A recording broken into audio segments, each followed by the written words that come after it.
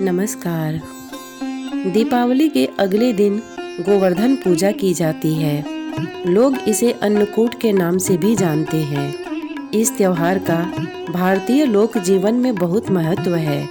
इस पर्व में प्रकृति के साथ मानव का सीधा संबंध दिखाई देता है। इस पर्व की अपनी मान्यता और लोक कथा है। गोवर्धन पूजा में गोधन अर्थात गायों की पूजा की जाती है। शास्त्रों में बताया गया है कि गाय उसी प्रकार पवित्र होती है जैसे नदियों में गंगा। गाय को देवी लक्ष्मी का स्वरूप भी कहा गया है। देवी लक्ष्मी जिस प्रकार सुख समृद्धि प्रदान करती हैं, उसी प्रकार गौ माता भी अपने दूध से स्वास्थ्य रूपी धन प्रदान करती हैं। इनका बछड़ा खेतों में अनाज उगाता है। ऐसे गौ संपूर्ण मानव जाति के लिए पूजनीय और आदरणीय है।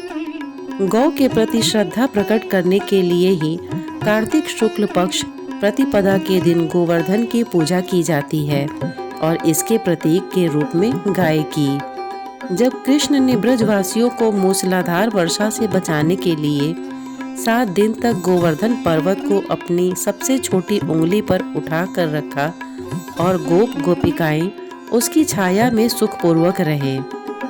7वें दिन भगवान ने गोवर्धन को नीचे रखा और प्रतिवर्ष गोवर्धन पूजा करके अन्नकूट उत्सव मनाने की आज्ञा दी। तभी से यह उत्सव अन्नकूट के नाम से मनाया जाने लगा। कबीर साहब जी अपनी वाणी में कहते हैं, कबीर गोवर्धन कृष्ण जी उठाया, द्रोणा गिरी हनुमंत, शेष नाग सब सृष्टि उठाई, इनमें को भगवंत। गोवर्धन पूजा के संबंध में एक लोक गाथा प्रचलित है। कथा यह है कि देवराज इंद्र को अभिमान हो गया था।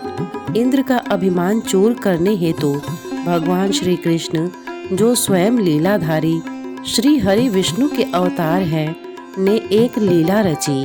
प्रभु की इस लीला में यूं हुआ कि एक दिन उन्होंने देखा कि सभी ब्रजवासी उत्तम पकवान बना रहे हैं और किसी पूजा की तैयारी में जुटे हैं। श्री कृष्ण ने बड़े भोलेपन से मैया यशोदा से प्रश्न किया, मैया, ये आप लोग किनकी पूजा की तैयारी कर रहे हैं? कृष्ण की बातें सुनकर मैया बोली, लल्ला, हम देवराज इंद्र की पूजा के लिए अन्नकूट की तैयारी कर रहे हैं। मैया के ऐसा कहने पर श्री कृष्ण बोले, मैया, हम इंद्र की पूजा क्यों करते हैं? मैया ने कहा, वह वर्षा करते हैं जिससे अन्न की उपज होती है, उनसे हमारी गायों को चारा मिलता है। भगवान श्री कृष्ण बोले, हमें तो गोवर्धन पर्वत की पूजा करनी चाहिए क्योंकि हमारी गाय वहीं चरती हैं। इस दृष्टि से गोवर्धन पर्वत ही पूजनीय है और इंद्र तो कभी दर्शन भी नहीं देते। वह पूजा न करने पर क्रोधित भी होते हैं। अतः ऐसे अहंकारी की पूजा नहीं करनी चाहिए। लीलाधरी की लीला और माया से सभी ने इंद्र के स्थान पर गोवर्धन पर्वत की पूजा की।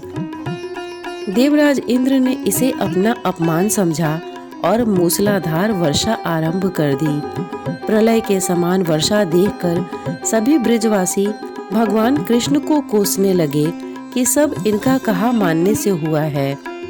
तब मुरलीधर ने मुरली कमर में डाली और अपनी कनिष्ठा उंगली पर पूरा गोवर्धन पर्वत उठा लिया और सभी ब्रजवासियों को उसमें अपनी गाय और बछड़े समेत शरण लेने के लिए बुलाया। इंद्र कृष्ण की यह लीला देखकर और भी क्रोधित हुए। फलतः वर्षा और तेज हो गई। इंद्र का मान मर्दन के लिए तब श्री कृष्ण ने सुदर्शन चक्र से कहा कि आप पर्वत के ऊपर रहकर वर्षा की गति को नियंत्रित करें और शेषनाग से कहा, आप मेड़ बनाकर पानी को पर्वत की ओर आने से रोकें। इंद्र निरंतर 7 दिन तक मूसलाधार वर्षा करते रहे। तब उन्हें लगा कि उनका सामना करने वाला कोई आम मनुष्य नहीं हो सकता। अतः वे ब्रह्मा जी के पास पहुँचे और सब वृतांत कह सुनाया।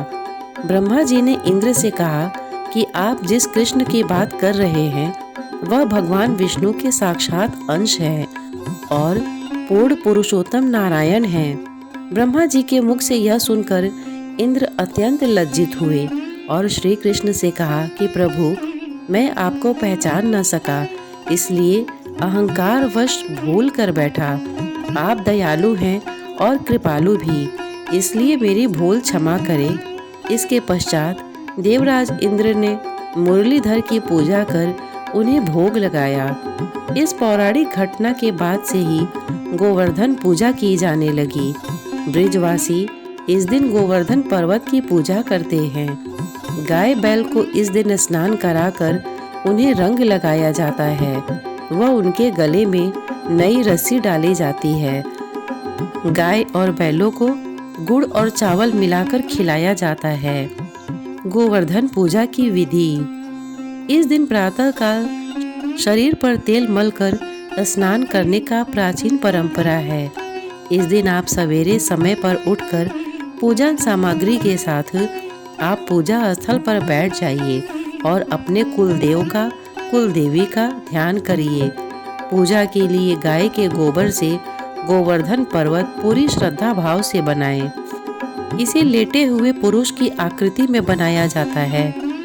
प्रतीक रूप से गोवर्धन रूप में बनाकर फूल, पत्ती, टहनियों एवं गाय की आकृतियों से सजाया जाता है। गोवर्धन की आकृति बनाकर उनके मध्य में भगवान श्री कृष्ण की मूर्ति रखी जाती है। नाभि के स्थान पर एक कटोरी जितना गड्ढा बना लिया जाता है और वहाँ एक कटोरी व मिट्टी का दीपक रखा जाता है। फिर इसमें दूध, दही, गंगा जल, मधु और बतासे इत्यादि डालकर पूजा की जाती है और फिर इसे प्रसाद रूप में बांटा जाता है। कुछ स्थानों पर गोवर्धन पूजा के साथ ही गायों को स्नान कराने की, उन्हें सिंदूर इत्यादि पुष्पमालाओं से सजाए जाने की परंपरा भी है। इस दिन गाय का पूजन भी किया जाता है। तो यदि आप गाय को स्नान कराकर उसे सजा सकते हैं या उसका श्रृंगार कर सकते हैं तो कोशिश करिए कि गाय का श्रृंगार करें और उसके सींग पर घी लगाएं व गुड़ खिलाएं। गाय की पूजा से लक्ष्मी जी प्रसन्न होती हैं और आपके घर में कभी धन की कमी नहीं रहती है। फल, मिठाई इत्यादि आप पूजा के दौरान गोवर्धन में अर्पित करिए। गन्ना चढ़ाइए और एक कटोरी दही नाभि स्थान में डालकर झरनी में से छिड़कते हैं। गोबर से जो गोवर्धन बनाया जाता है उसमें दही डालकर उसको झरनी से छानिए और फिर गोवर्धन के गीत गाते हुए गोवर्धन की 7 बार परिक्रमा की जाती है। परिक्रमा के समय एक व्यक्ति हाथ में जल का लोटा व दूसरा व्यक्ति अन्न यानी कि जौ लेकर चलते हैं और जल वाला व्यक्ति जल की धारा को धरती पर गिराते हुए चलता है और दूसरा अन्न यानी कि जौ बोते हुए परिक्रमा पूरी करते हैं। इतने धैर्य से इस कथा को सुनने के लिए आपने अपना बहुमूल्य समय दिया, इसके लिए आपका बहुत बहुत धन्यवाद। नमस्कार।